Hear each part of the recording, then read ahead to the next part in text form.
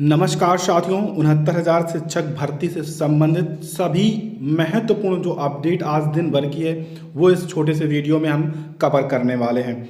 सबसे पहले हम आपको यहाँ पर बता दें कि 69,000 शिक्षक भर्ती में बहुत सारी समस्याएं आ रही हैं, जैसा कि फॉर्म भरने को लेकर लगातार समस्या आ रही है। अभी कल कुछ वेबसाइट में सही चली जिसके चलते बहुत सारे अभ्यर्थियों ने आवेदन किया, लेकिन जैसा कि आज पता चल रहा है आज फिर से वेबसाइट में सभी अभ्यर्थियों को समस्याएं आ रही हैं। साथ में सबसे बड़ी जो समस्या है वो मोबाइल नंबर को लेकर है। आपने विभिन्न सोशल मीडिया के माध्यम से देखा होगा कि आज बेसिक शिक्षा परिषद में बहुत सारे अभ्यर्थी इकट्ठा हुए थे और उन्होंने इसके चलते बहुत सारे यहाँ पर प्रश्न भी उठाए विभाग पर। विभाग लगातार इस पर कोई भी कार्य नहीं करना चाह रहा है। पहले उन्होंने एक मोबाइल नंबर हेल्पलाइन नंबर के तौर पर जारी किया जिस पे फ़ोन नहीं लग रहे थे, जिनके फ़ोन लग रहे थे उनके आज तक मोबाइल नंबर में कोई परिवर्तन भी नहीं हुआ। फिर उन्होंने अभी 2 दिन हुआ उन्होंने एक ईमेल आईडी जारी की। ईमेल आईडी कहा कि आप अपनी कंप्लेंट दायर करवा सकते हैं, याचिका कर सकते हैं और इस पर सुधार होगा। लेकिन अभी तक किसी भी अभ्यर्थी ने ऐसा कुछ भी नहीं कहा कि मैंने ईमेल की है और मेरा संशोधन हुआ मोबाइल नंबर पर या मेरी समस्याओं का समाधान हुआ। यानी कुल मिलाकर ये भी एकदम पूरी तरह से फिक्स हुआ। ईमेल आईडी हेल्पलाइन नंबर कुछ भी नहीं काम कर रहा है मोबाइल नंबर परिवर्तन को लेकर, जिसके चलते बेसिक शिक्षा परिषद में आज बहुत सारे अभ्यर्थी इकट्ठा हुए। लेकिन विभाग के द्वारा केवल यही कहकर पल्ला झाड़ लिया गया कि हमें शासन के स्तर से जवाब चाहिए। शासन को हमने निर्देश दे दिए हैं, यानी कि वहाँ से निर्देश मांगे हैं। जैसे ही शासन इससे संबंधित कोई हमें निर्देश देगा हम इस पर तत्काल कार्यवाही करेंगे। केवल विभाग के माध्यम से यही सूचनाएं दी गई। तो इससे जिन अभ्यर्थियों के मोबाइल नंबर में ये संबंधित प्रॉब्लम आई है उनको बहुत समस्या हो रही है, क्योंकि 1.5 साल से ज़्यादा यह प्रक्रिया रुकी रही, जिसके चलते समस्याएं उत्पन्न हुई और सभी को समस्या का सामना करना पड़ रहा है। अब सबसे पहले हम आपको डिमांड ड्राफ्ट के बारे में बताएंगे, मेडिकल सर्टिफिकेट के बारे में भी पूरी जानकारी देंगे। तो सबसे पहले आप मेडिकल सर्टिफिकेट के बारे में जान लें। देखिए, बहुत सारे अभ्यर्थियों के कमेंट आ रहे हैं कि सर क्या हम अभी से मेडिकल सर्टिफिकेट बनवा लें। तो हम यहाँ पर आपको सही सूचना दे रहे हैं, किसी भी माध्यम से आप भरोसा मत करें। मेडिकल सर्टिफिकेट आप तब बनवाइएगा जब 27 मई से 31 मई 2020 के बीच में एक PDF फाइल बेसिक शिक्षा परिषद के माध्यम से जारी की जाएगी। मैं आपको बता दूं, केवल उस PDF फाइल में उन्हीं अभ्यर्थियों के नाम होंगे, उन्हीं 69,000 अभ्यर्थियों के नाम होंगे जिनका सिलेक्शन कन्फर्म हुआ होगा। जो अभ्यर्थी आवेदन कर रहे हैं और जैसा कि न्यूज़ पत्रों के माध्यम से पता चल रहा है कि 1,46,000 ने आवेदन कर रहे हैं और 1,46,000 को काउंसलिंग प्रक्रिया में मौका मिलेगा, तो ये बिल्कुल निराधार है, इसमें कोई भी सच्चाई नहीं है। केवल 69,000 अभ्यर्थियों को ही काउंसलिंग प्रक्रिया में शामिल होने का मौका मिलेगा। आप विज्ञप्ति उठाकर देख सकते हैं, 27 मई से 31 मई के बीच में एक PDF फाइल जारी करने की बात की गई है। वो वही PDF फाइल है जिसमें 69,000 वो अभ्यर्थी होंगे जिनका सिलेक्शन कंफर्म होगा और उन सभी अभ्यर्थियों के उनके ज़िले के भी नाम होंगे जिस ज़िले में उन्हें काउंसलिंग करवानी है। ठीक है, वो सेलेक्ट होंगे। तो जब वो PDF फाइल जारी हो जाए तभी आप DD यानी कि डिमांड ड्राफ्ट बनवाएं। ठीक है, ये तो और कैसे बनवाएंगे, क्या लिखवाएंगे वो भी मैं आपको बताऊंगा। मेडिकल की बात करते हैं। तो मेडिकल की हम बात कर रहे थे, हम आपको बता दें जब वो PDF फाइल जारी हो जाएगी आप काउंसलिंग प्रक्रिया में शामिल हो जाएंगे, आपको नियुक्ति पत्र मिल जाएगा। मान लीजिए आपको नियुक्ति पत्र सीतापुर जिले में मिला, तो सीतापुर का जो जिला सरकारी अस्पताल है उसी जिले के सरकारी अस्पताल में आपको मेडिकल सर्टिफिकेट बनवाना अनिवार्य होता है। आप ये समझ लें, किसी भी सोशल मीडिया अन्य के माध्यम पर विश्वास न करें, ये सूचना बिल्कुल सही है और मैं आपको जो बता रहा हूँ ये सत्य है। आप पिछली भर्तियों के अभ्यर्थियों से भी पूछ सकते हैं। अगर आप मान लीजिए लखनऊ ज़िले में रहते हैं और लखनऊ से आपने मेडिकल सर्टिफिकेट बनवा कर रख लिया कि मेरा सिलेक्शन हो जाएगा और सीतापुर में मेरा सिलेक्शन होगा तो वहाँ पर मैं ये मेडिकल सर्टिफिकेट लगवा दूंगा, तो आप बिल्कुल गलत हैं, वो नहीं लगेगा। जिस जिले में आपका सिलेक्शन होगा उसी जिले के जिला अस्पताल में आपको मेडिकल सर्टिफिकेट बनवाना होगा, क्योंकि बेसिक शिक्षा विभाग जिन अभ्यर्थियों को नियुक्ति पत्र देता है अपने जिले में उनकी पूरी लिस्ट अपने जिले के जिला सरकारी अस्पताल में भेजता है और जिला सरकारी अस्पताल उन्हीं लिस्ट को देकर उन्हीं अभ्यर्थियों के मेडिकल सर्टिफिकेट जारी करता है और केवल उन्हीं के मेडिकल सर्टिफिकेट बनेंगे और आपके ABSA में जब आप जाएंगे तो वही मेडिकल सर्टिफिकेट मान्य होगा। साथ में हम आपको बता दें कि जो कैरेक्टर सर्टिफिकेट चरित्र प्रमाण पत्र है ये आप अभी से बनवा सकते हैं, इसमें कोई समस्या नहीं है। लेकिन जब 7 दिन रह जाएं काउंसलिंग प्रक्रिया के तब बनवाएं तो ज़्यादा अच्छा रहेगा। ये आप अपने ज़िले से भी बनवा सकते हैं, इंटर कॉलेज में और किसी भी कॉलेज से या किसी भी गजटेड ऑफिसर से बनवा सकते हैं। अब बात कर लेते हैं डिमांड ड्राफ्ट की। यहाँ पर आप देखेंगे डिमांड ड्राफ्ट आपको सचिव उत्तर प्रदेश बेसिक शिक्षा परिषद प्रयागराज पेबल के नाम से बनवाना होगा।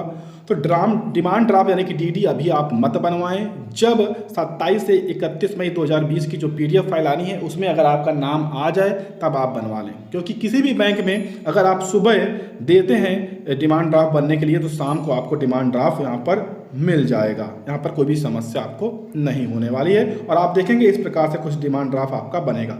सचिव यहाँ पर उत्तर प्रदेश बेसिक शिक्षा परिषद प्रयागराज के नाम से ये आपको डिमांड ड्राफ्ट 500 रुपये का बनवाना होगा। ठीक है, तो इस प्रकार से आप इसको बनवा सकते हैं। अब आ जाते हैं यहाँ पर सुप्रीम कोर्ट के ऑर्डर को लेकर। तो सुप्रीम कोर्ट का जो सरकार का ऑर्डर है उसमें कुछ निम्न पॉइंट है जिस पर जवाब मांगा गया है। सबसे पहला पॉइंट है, यहाँ पर आप देखेंगे, हमको आपको सही से डिटेल से समझा देते हैं। वर्तमान में कितने शिक्षा मित्र प्रदेश में कार्यरत हैं और कितने शिक्षा मित्रों ने 69,000 सिलेक्शन प्रक्रिया में हिस्सा लिया है। ये पहली यहाँ पर रिपोर्ट डेटा शीट सरकार को देनी है सुप्रीम कोर्ट को। दूसरा पॉइंट है यहाँ पर कितने शिक्षा मित्रों ने जनरल कैटेगरी में 45% और आरक्षित वर्ग में 40% अधिकतम अंक पाए हैं। ये भी डेटा शीट बनाकर देनी है। तीसरा पॉइंट यहाँ पर महत्वपूर्ण है, ऐसे शिक्षा मित्र जिन्होंने पॉइंट 2 इस पर यानी कि जनरल कैटेगरी में 45% और अनारक्षित वर्ग में, यहाँ पर आप देखेंगे अनारक्षित वर्ग में 40 मार्क्स पाए हैं, उनके रोल नंबर के साथ आपको डेटा यहाँ पर देना है। यानी कि इसके साथ आपको रोल नंबर भी यहाँ पर देना अनिवार्य बताया गया सरकार को।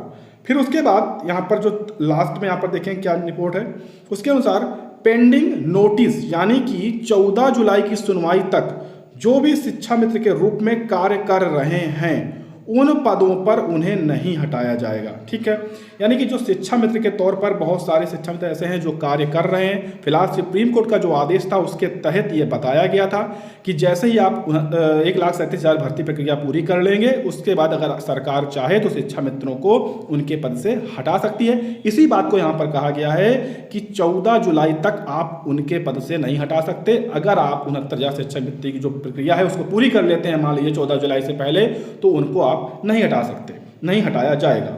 यहां पर कोर्ट कहना चाहती है कि शिक्षा मित्रों के समायोजन रद्द होने के बाद जो पद रिक्त हुए थे, जिन पर शिक्षा मित्र पहले असिस्टेंट टीचर के पद पर कार्य कर रहे थे, उन पदों पर सरकार कोई भर्ती ना करे।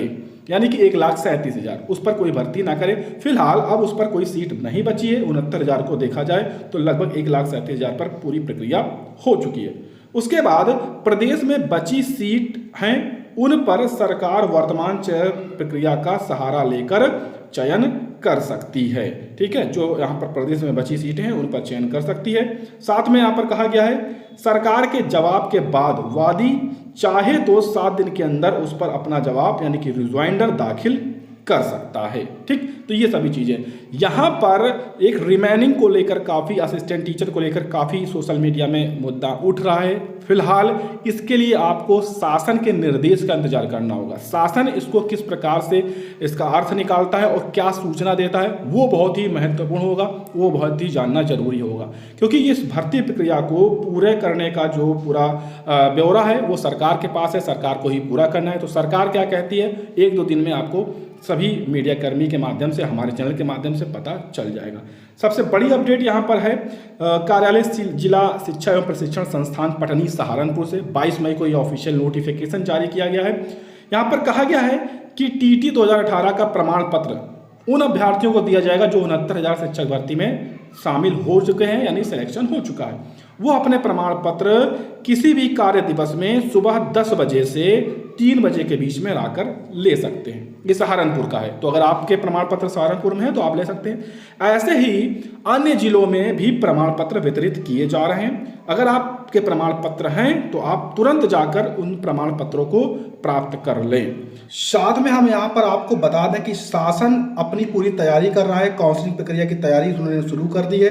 22 मई 2020 को जिला बेसिक शिक्षा अधिकारी बुलंदशहर के द्वारा ये नोटिस जारी हुआ है। उत्तर प्रदेश बेसिक शिक्षा परिषद द्वारा संचालित प्राथमिक विद्यालयों में 69,000 सहायक अध्यापक भर्ती हेतु काउंसलिंग आयोजित करने के संबंध में यहाँ पर छत्रपति शिवाजी सरस्वती विद्या मंदिर इंटर कॉलेज को यह नोटिस जारी हुआ है। यहाँ पर कहा गया है कि 3 से 6 जून के बीच में काउंसलिंग प्रक्रिया होनी है 69,000 सहायक अध्यापक भर्ती की, जिसमें उनके कॉलेज में 18 लोगों की बैठने की यहाँ पर जगह चाहिए। साथ में सोशल डिस्टेंसिंग को उसको पूरा करते हुए सभी अभ्यर्थियों की काउंसलिंग प्रक्रिया को संपन्न कराने के लिए। तो ऐसे ही लेटर अन्य बेसिक शिक्षा माध्यम से जारी किए गए होंगे अन्य कॉलेजों को या बीएसए को या डाइट प्रचार को। तो लगभग प्रक्रिया शुरू होने वाली है, सभी अपनी तैयारी जरूर कर लें। मुझे उम्मीद है कि जो भी इस भर्ती से संबंधित महत्वपूर्ण जानकारियां थी वो आपको मिल गई होंगी।